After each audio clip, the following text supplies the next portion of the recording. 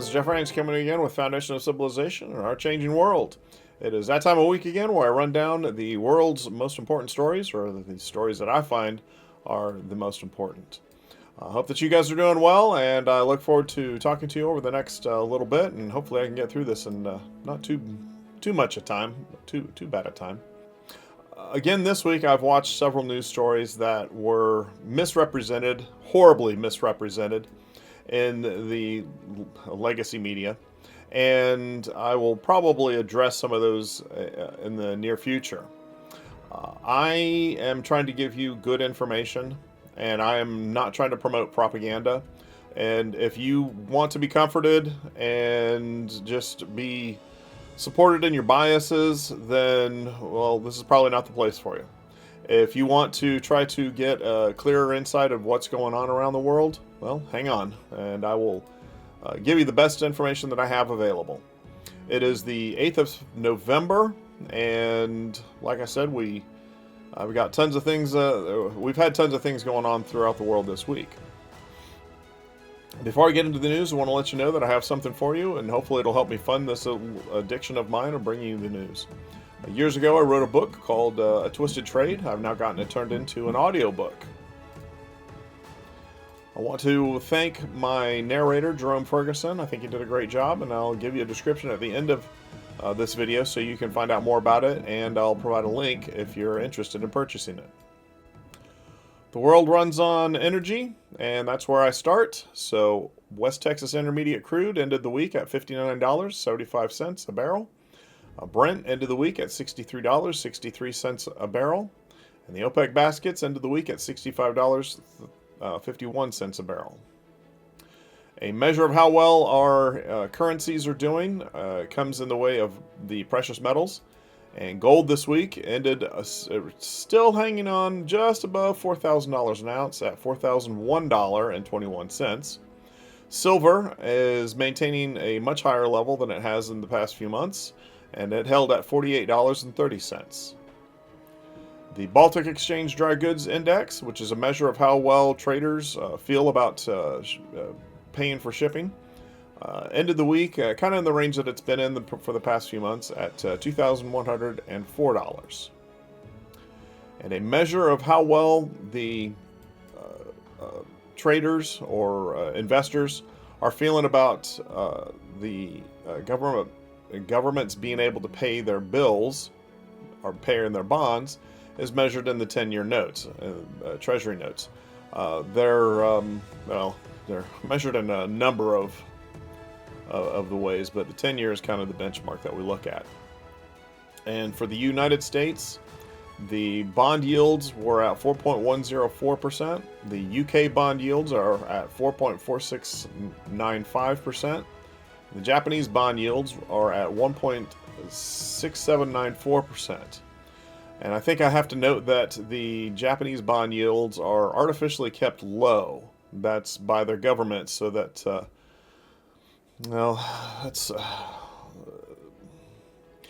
that's so that they can try to continue to finance the debt that they have.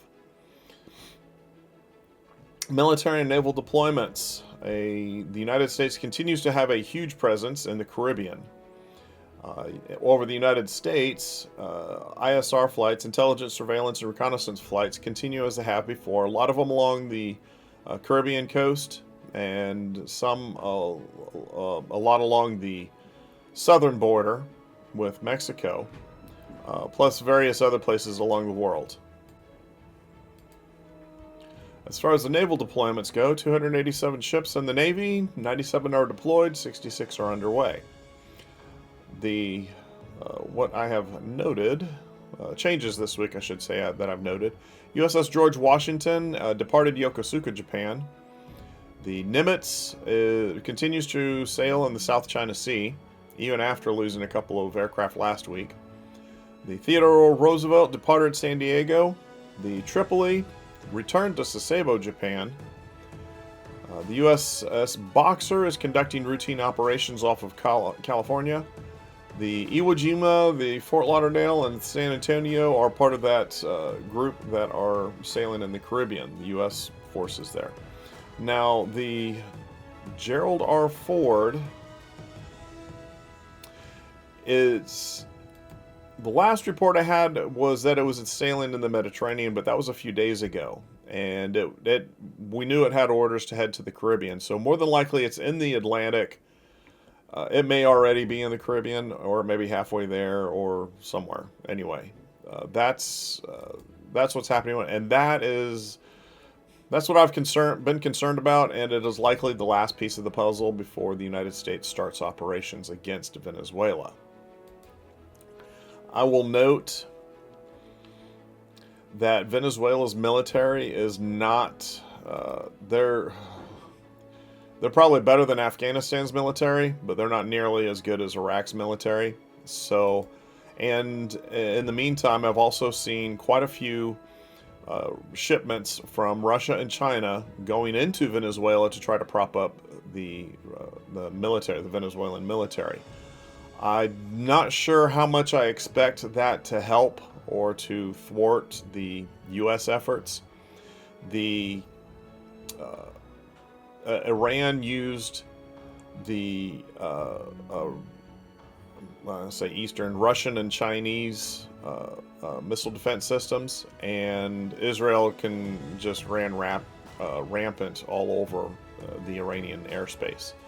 There's a lot of reasons for that, but if we're just looking at Russian and Chinese equipment versus Western equipment, which Israel had, it doesn't bode well for Venezuela. Plus, their military has been underfunded. The quality leaders have been purged of it, or they've fled the country. So I don't know if I expect much to happen. Now, the trouble is if the United States invades and tries to take over the country, that could be ugly. Now, in the European markets, most of the markets were up this week. In fact, I believe all of them were up this week. The DAX ended the week at 23,569.96. The FTSE ended the week at 9,675.71. The CAC 40 ended the week at 7,939.43. And the IBEX ended the week at 15,901.40. There were a number of engagements related to the Ukraine-Russia war. Romania scrambled 4 fighter jets because of a Russian attack on the Odesa Oblast. The Kremlin folds occupied parts of Ukraine into Russia's southern military district amid renewed mobilization push. Russia, it's being reported by Ukrainska Pravda, so I believe Ukrainian Prava, Ukrainian Truth, that Russia lost 1,170 soldiers the previous day, which would have been the 5th of November. NATO, as the Western powers, European powers, NATO forces continue to push military development, they have reversed Russia's edge in ammunition production. Ukraine reportedly struck Russia's Volgograd oil refinery and with several explosions at several sites. There were also drone strikes at Kostroma power station, which is one of Russia's largest energy facilities. Then the Russian president warned Russia will consider resuming nuclear weapons testing in retaliation if U.S. Stages similar trials. And last week, the U.S. president stated that he planned on resuming nuclear testing. This week, I wanted to note also, the Pentagon has approved the transfer of Tomahawk missiles to Ukraine. The missiles have a much longer range and they carry a much larger warhead. So these strikes by drones, those are few pounds of weapons. If the Tomahawks strike these facilities, the power station and the oil refinery, that they will bring in several hundred to maybe 1,000 pounds of explosive, and they will cause significant damage to these places. They will not come back online for some time.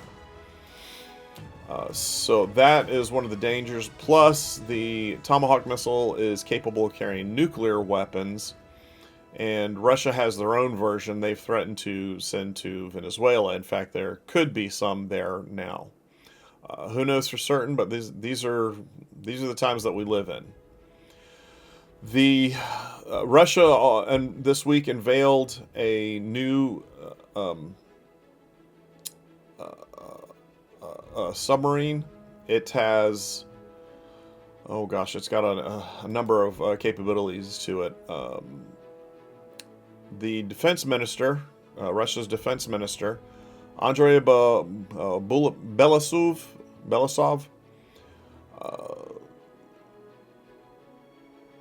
he noted that today is a significant event for us. The heavy nuclear-powered missile cruiser Khabarovsk is being launched from the renowned Sevmash shipyard.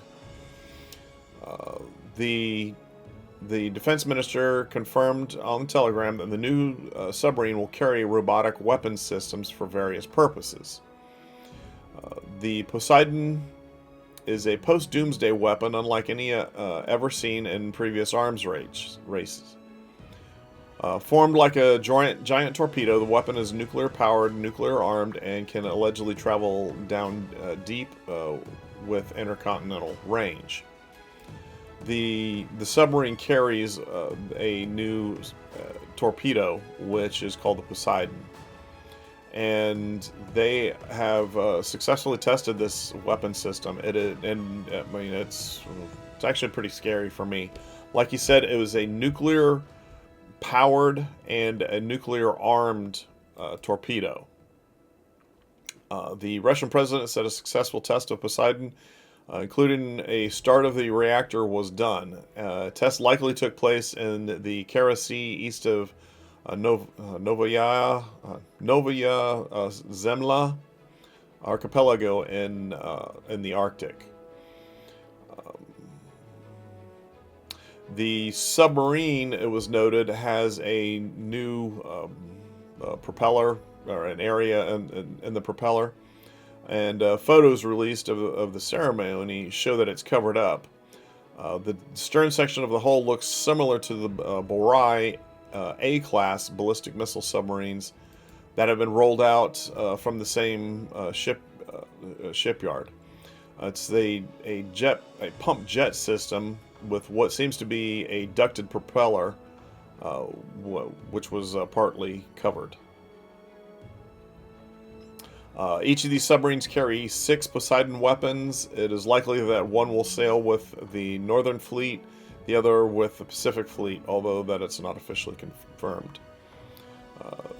So 2 of these weapon systems. The Russian army made steady gains in Ukraine in October as it focused attacks on the eastern Donetsk region of an AFP analysis of data from the U.S.-based Institute for the Study of War has shown.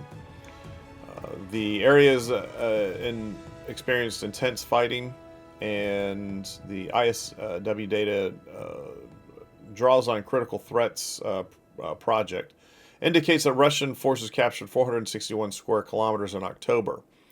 In fact, I believe much of the town they had surrounded has actually fallen. I don't have the name of that town right now. Anyway, Russia controls 81% of Donetsk. Apparently, Ukraine is reaching out to different countries, several different countries, and has recruited 2,000 Colombians as contract soldiers to fight Russian forces.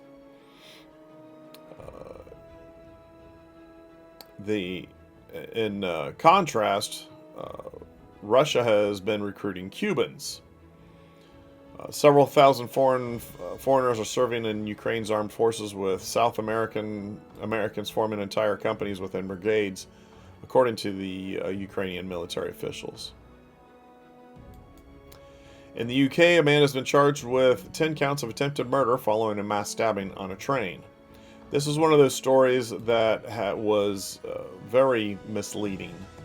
And it was started with a police reporting that was misleading. A man by the name of Anthony Williams, 32, from the city of Peterborough in eastern England, was arrested on a train at Huntingdon Station Saturday night after multiple people were stabbed. He was charged with 10 counts of attempted murder, 1 count of actual body harm, and 1 count of possession of a bladed article.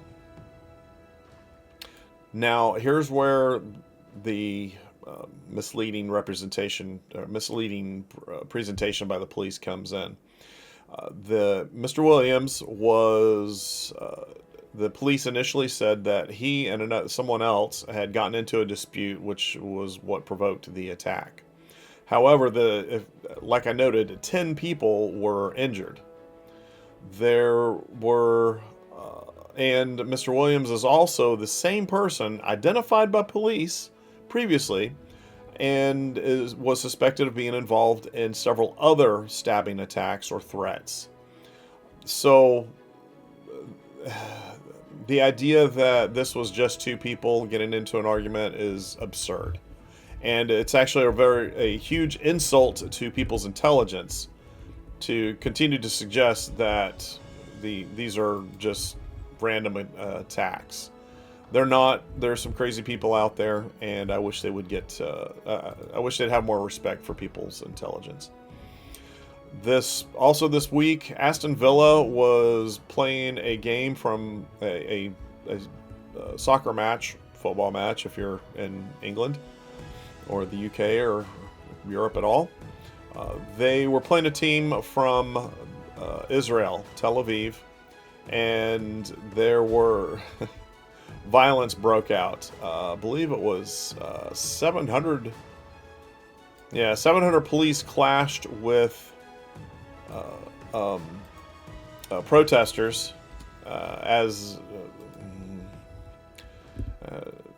before or after the match. I believe it was after the match. In other places in Europe, there were also quite a few different rallies or protests. Pro-government rally occurred in Serbia. This was reported on Tuesday. NATO is offered to send more troops to Kosovo in case of new unrest. There were thousands of protests in Riga, Latvia, over the withdrawal from Istanbul conventions. And Lithuania is in talks with Rheinmetall for a propellant production facility. There was a terror attack in France this past week. On the French island of, I hope I pronounce this correctly, so please don't be offended, d'Oléron,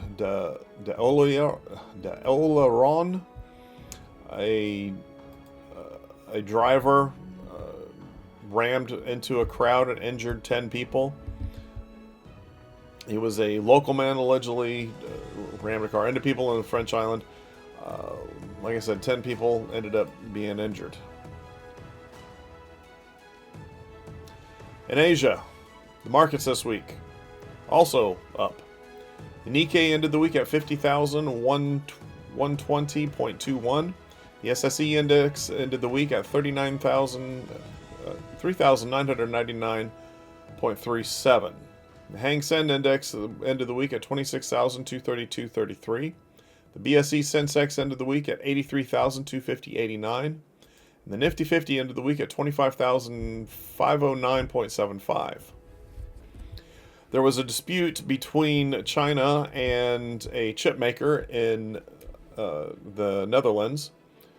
Dutch headquartered Nexperia was cut off from its Chinese processing facilities following a dispute between The Hague and Beijing.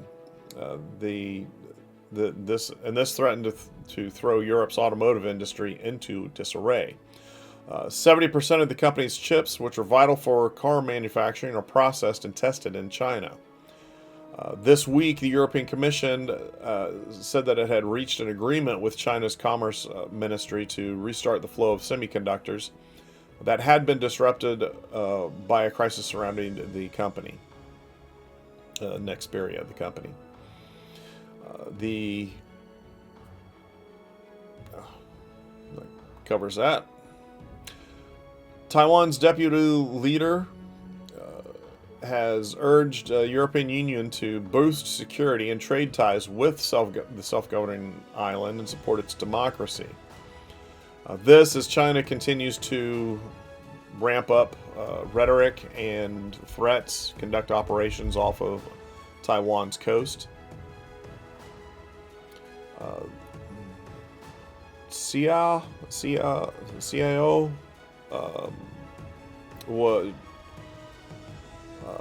she's a vice president, and she was talking to lawmakers from several countries, including Germany and Spain, and asked for more collaboration on trusted supply chains and AI technology with Taiwan.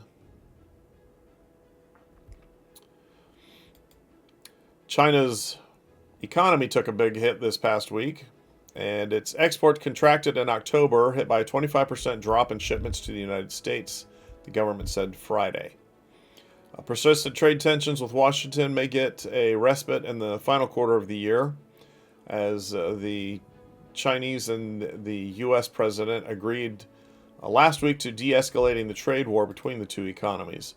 But customs data showed a 1.1% drop in China's global exports in October compared to a year earlier. And this is the weakest since February. And it's following an 8.3% increase in September. Now, tensions in trade are not the only thing, as I've noted, between Taiwan and a number of other countries in the area. China has been monitoring the United States, Australia, Canada, New Zealand, and as they conduct joint exercises with Philippine Navy in the South China Sea. Something that I would kind of expect. China's going to be watching their opponents and see what they're doing, what they're capable of. And this week, China had commissioned its first catapult-equipped aircraft carrier, the Fujian. This is an interesting upgrade. They have emphasized its electromagnetically powered catapults, and it was commissioned by the Chinese president. He visited the carrier, toured the carrier, and actually he engaged the electromagnetic catapult. Fujian's commission ceremony took place at the naval port in Sanya on the island of Hainan. This was on Monday, and some of the key aircraft in the carrier's air wing will be the J-35, the J-15 fighters, the KJ-600 airborne early warning aircraft, and Z-20F helicopters. And those were all on display at the commissioning. Last week, I noted that China was sending a group of astronauts to the Chinese space station, and as they were connecting with the space station, or while they were connected to it, one thing or another, they were supposed to rotate out the old astronauts. Unfortunately, the spacecraft was damaged by some small debris, and the returning astronauts have been delayed. Their return originally scheduled for this past Wednesday, which would have been the 6th, the 5th. That's being pushed back, and they have not decided on a new date yet. The astronauts from the Shenzhou 20 mission flew to Tiangong space station in April and were finishing their 6-month rotation. And the team leader is Chen Dong fighter pilot Chen Gru, and engineer Wang Ji. In the Middle East, the UN Security Council removed Syria's president from the sanctions list, which is darn lucky of him because he used to be an Al-Qaeda leader. Now he gets to be the leader, the president of Syria. Israel set up checkpoints in Syria's Quneitra, which is being cited as a new breach of sovereignty. And the U.S. president is open to considering lifting Iran sanctions. That's kind of interesting. I doubt that will actually happen, but I guess it's a possibility. In Africa, tens of thousands of Sudanese have fled to overcrowded camps to escape reported atrocities by paramilitary forces since it captured El Fashir in western Darfur region in Sudan.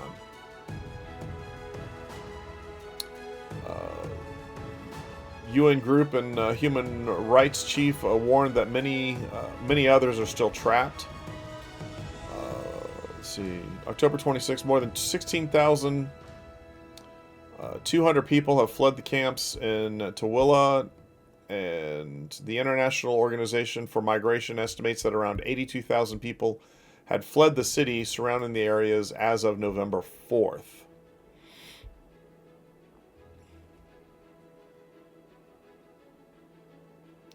In Niger, some angry youth attacked the convoy of Niger State Governor Umar Bago in Bida. This was this past Sunday.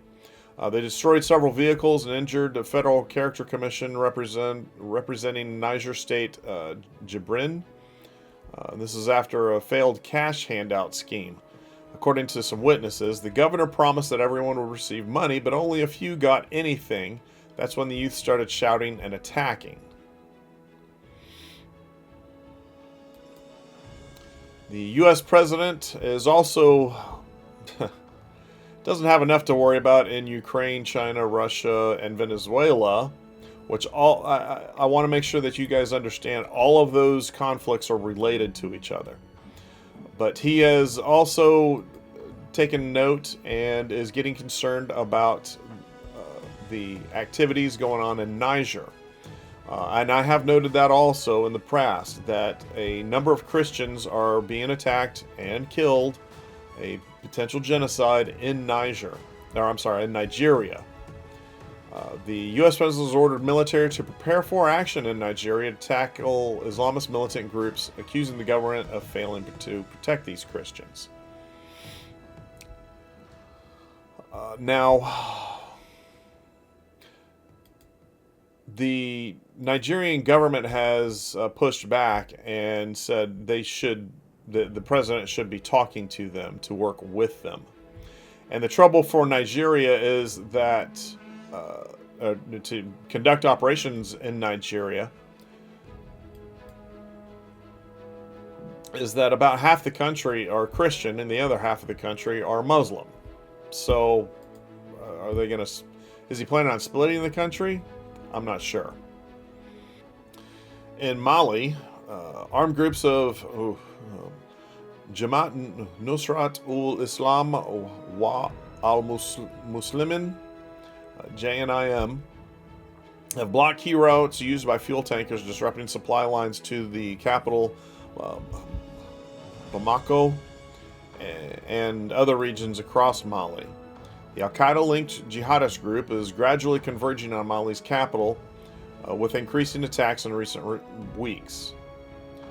This is including on army-backed convoys. Should the city fall, the West African country would be on its way to becoming an Islamic republic with strict interpretation of Sharia law. And now, well, we'll just have to keep an eye open to see how that plays out. In the Americas, Dow Jones Industrial Average ended the week at 46,985.65. The S&P 500 ended the week at 6,729.20. The Nasdaq ended the week at 23,006.12. As far as Venezuela goes with the United States, legislators have been promoting a bill that would require the president to seek approval of Congress before attacking Venezuela. That bill was defeated this week in the Senate. This is as the administration announced the 16th deadly strike on alleged drug boats. And Venezuela intensifies a crackdown as the U.S. president threatens land strikes. Mexico has seen a revolt in certain areas. Many of them have gone to the streets marching. This is after a popular mayor, well, actually I don't even know how popular he was, but the mayor was speaking out against cartel violence and was assassinated. The incident was caught on video, and the protesters are now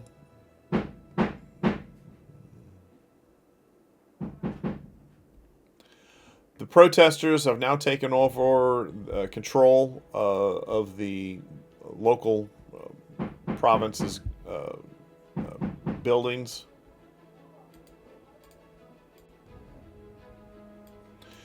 Mexico is seeing a bunch of protests. This is after a mayor was assassinated, a mayor who spoke out against cartel influence and violence.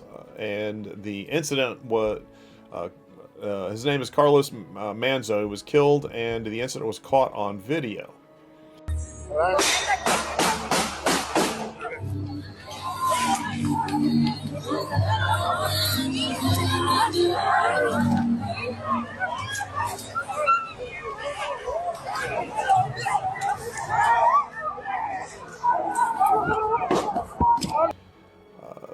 Mexico's president is coming under criticism because of this, and people are marching, calling for the governor to resign and taking over the government palace in Morelia.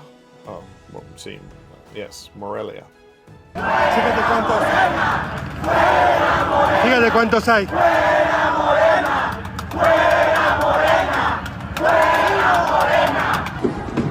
Para atrás.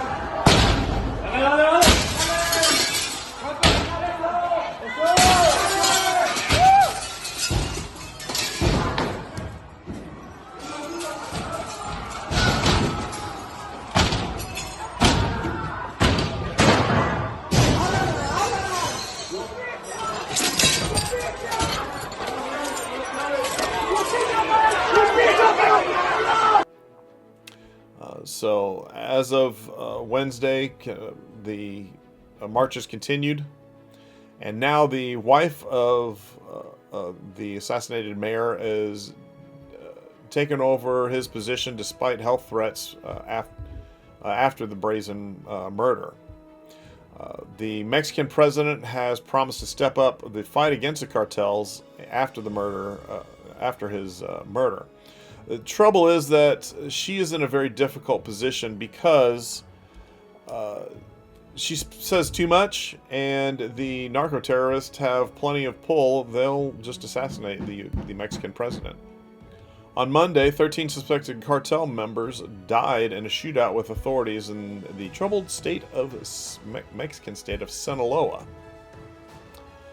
Another 4 suspects were arrested, and 9 people kidnapped by the gang were freed following the clash in Guasave, a municipality in the northwestern state.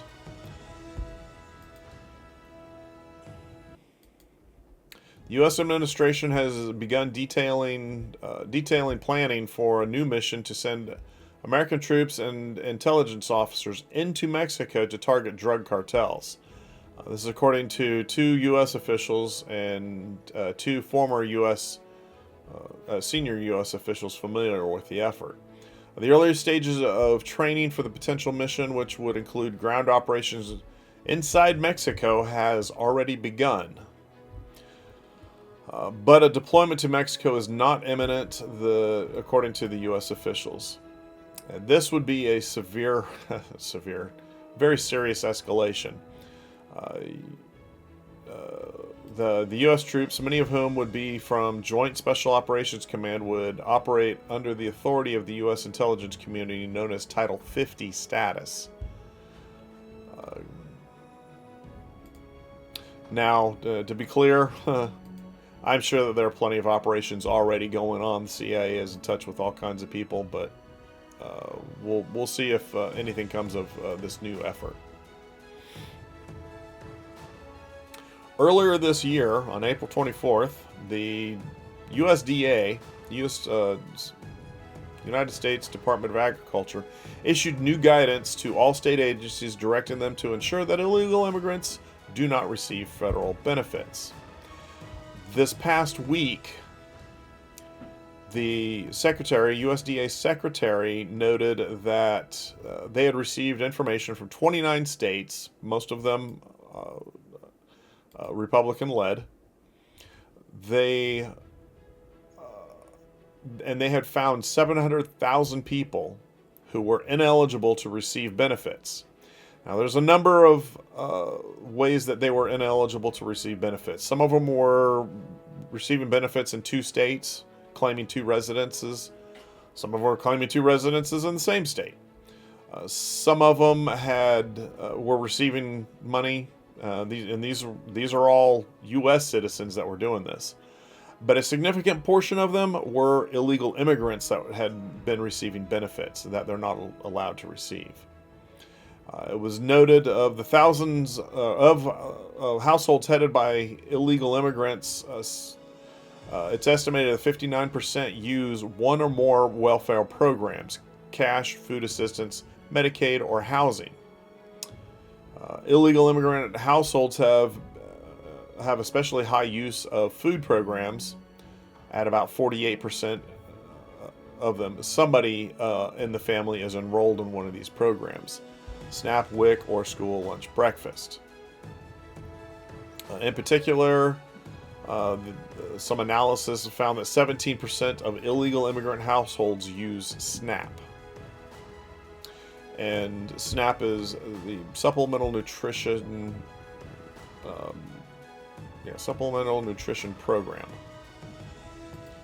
This past week, a number of elections occurred, and in New York and Virginia were some of the key places. The governor of Virginia was that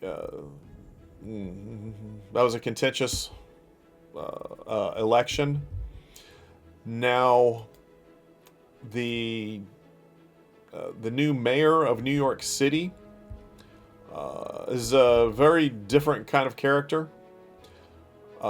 He has promised several things. One of them is a freeze on the rents and rent stabilization.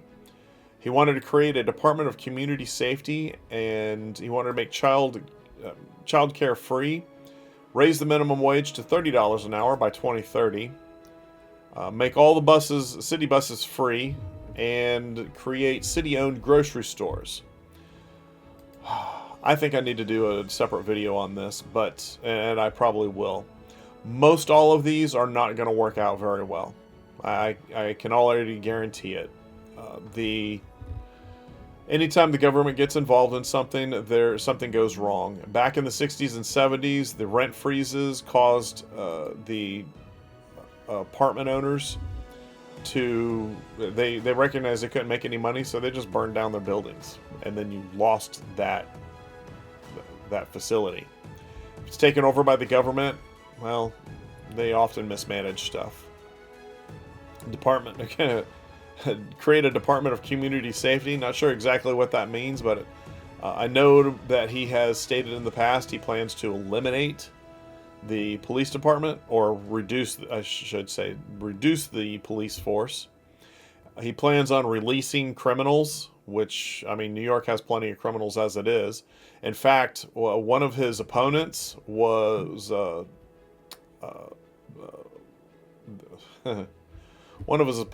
part of the Guardian Angels, who the Guardian Angels had formed back in the 70s because of the rise in crime that was going on in New York. And now the new New York City Mayor-elect plans to release more criminals onto the right. Well, great.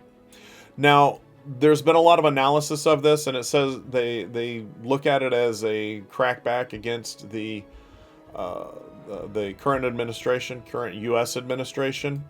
I'm not sure that that's quite accurate. Virginia is a typically very blue state. The fact that a red governor was elected was actually a kind of a standout. In New York City, what we're seeing is there's no ID to vote, so we don't know exactly all of the people who voted.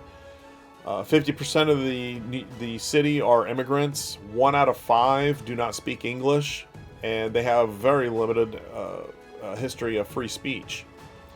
So what we're seeing in New York is what will happen if immigrants are given given amnesty and end up with a right to vote. In California, the voters passed Proposition 50, which would allow redistricting ahead of the 2026 midterms. Now, California has a problem because it is a very blue state, and the leaders of that party have they've kind of squeezed it for most all that it's worth. They think they can get another 5 seats out of the state. This is to counteract Texas's redistricting plans, which will transform about 5 of them. But if you go through and you look at all the gerrymandering that's been going on by both parties, it's pretty ugly. The local people need to step up and say, hey, enough is enough. You need to represent us and quit playing games with each other. This past week, the U.S. government remained shut down after more than 30 days. In fact, I think we're about 39 days now.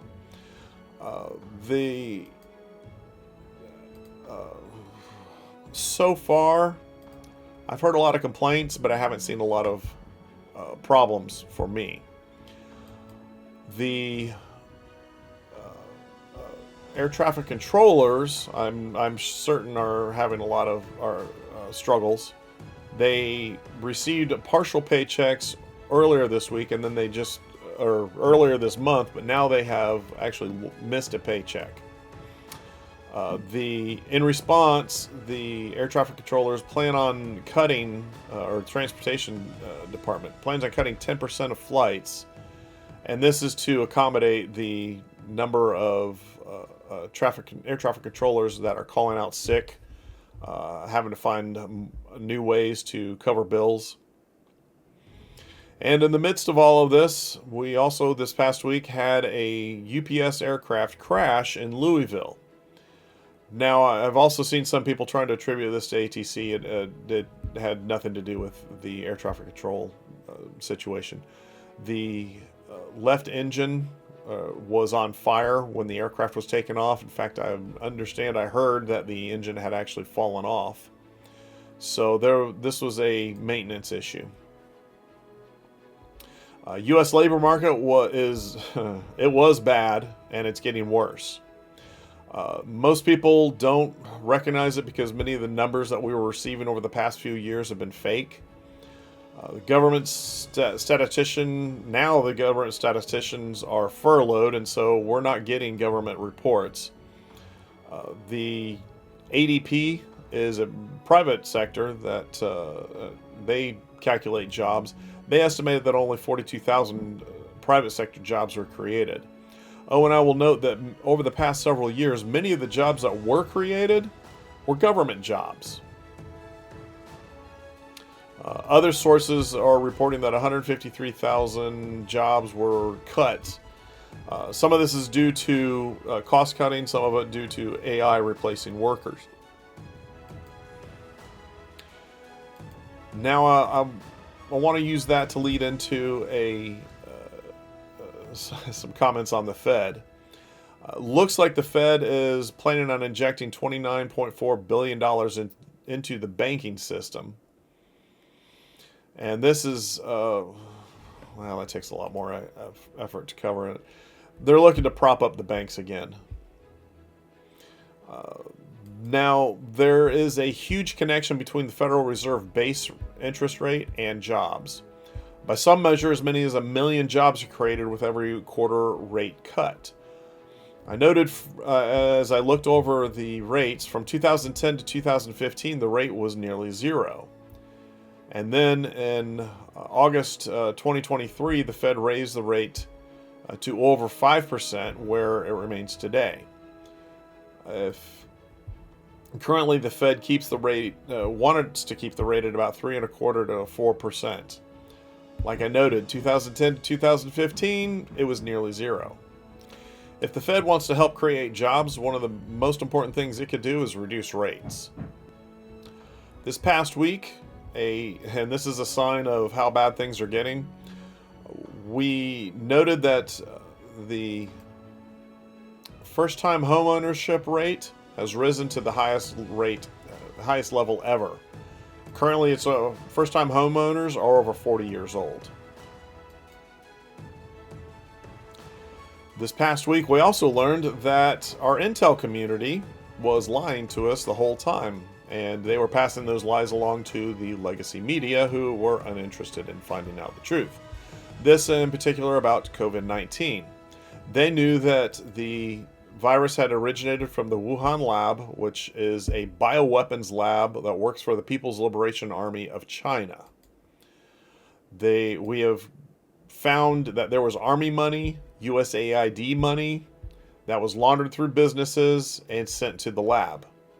And what was it? 18 million people worldwide were died from COVID-19, and the majority of the people who were involved in creating it have never been held to account. They've never been brought before Congress and to explain their actions.